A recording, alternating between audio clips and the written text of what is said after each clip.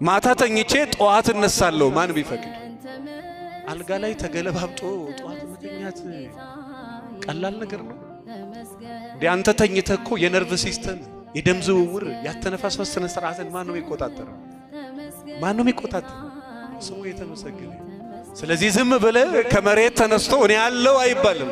አለው ማለት የሚችለው እግዚአብሔር ብቻ ስለሆነ፣ አለውም ካለ ያለው እሱ ብቻ ስለሆነ፣ ያለም የሚኖርም ስለሆነ፣ ሰው ግን አለው ብሎ መናገር አይችልም። ማታ ከተኛ ጠዋት ላይ ይነሳ ይችላል። ሰውነት ስላለው አለው ማለት አይችልም። አይታችኋል አይደል? 70 ዘመን ሙሉ ካንገቱ በላይ ማሽን ውስጥ ገብቶ ይኖረው ሰው። እኔ በጣም የሚገርመኝ እንደው እጅ ያላችሁ ሰዎች አላችሁ፣ አይን ያላችሁ ሰዎች ያው እግዚአብሔር ምስክሬ ነው። ከዚህ በላይ ሀብት አይንን ያይ ከሆነ ጆሮክ የሚሰማ ከሆነ እግር የሚራመድ ከሆነ ሰውነት ምግብ መቀበል የሚችል ከሆነ ይሄ እጅ የሚንቀሳቀስ ከሆነ እዚህ የጀርባ ነርቭ ሲስተሞችን ሊሰሩ ከሆነ እግዚአብሔር ይመስገን። ማን ይመስገን? እቺ ጣት እንደዚህ ተዘርግታ እንደዚህ የምትታጠፈው ማን ሲፈቅድ ብቻ ነው። ያልተያዘ ሰው አያውቀው። እኔ ብዙ ምስኪኖች አውቃለሁ። በጣም የሚያስደነግጥ አዲስ አበባ ላይ የ400 ሚሊዮን ብር ቤት ውስጥ ነው የሚኖሩት። ቤታቸው የ400 ሚሊዮን፣ እነሱ የሚኖሩት ሆስፒታል።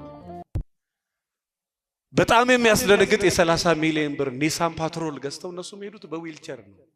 ስለዚህ በእግራችሁ ከሄዳችሁ እግዚአብሔር ይመስገን። ማን ይመስገን? ተከራይተህም ቤት መኖር ከቻልክ እግዚአብሔር ምስክሬ ነው፣ እግዚአብሔር ይመስገን። ህመም ራሱ ከተሰማችሁ ጨጓራም ጉበትም ካንሰርም ደም ግፊትም ካለ እግዚአብሔር ይመስገን። ለምን? ህመሙ ራሱ የተሰማክ የስጋ ደዌ በሽታ ስለሌለብን ነው። ጤነኛ ካልሆንክ ህመሙ አይሰማህም። ህመሙ ራሱ እንዲሰማ ጤነኛ መሆን አለበት። ስለዚህ ማን ይመስገን?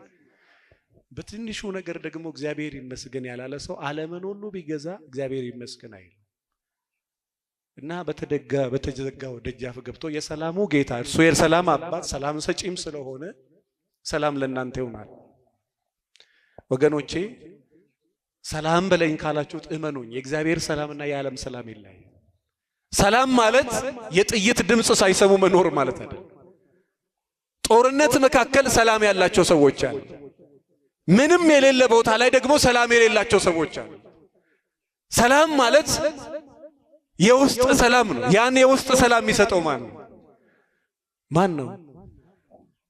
አዲስ አበባ ላይ አንድ ጊዜ መገናኛ አካባቢ ከአያት ተንደርድሮ የሚመጣ ትልቅ ሲኖትራክ እንደዚህ ካወቃችሁ ይሄ ወደ መገናኛ አደባባይ ይሄ ደግሞ ወደ 22 የሚያስኬድ መስግና እዚህ ስር የተኛ ልጅ አለ። መኪናው ክስክስ ብሎ በቃ እስከ ቦዲው እንጨቱን እስከ ጫነ ድረስ ገብቷል።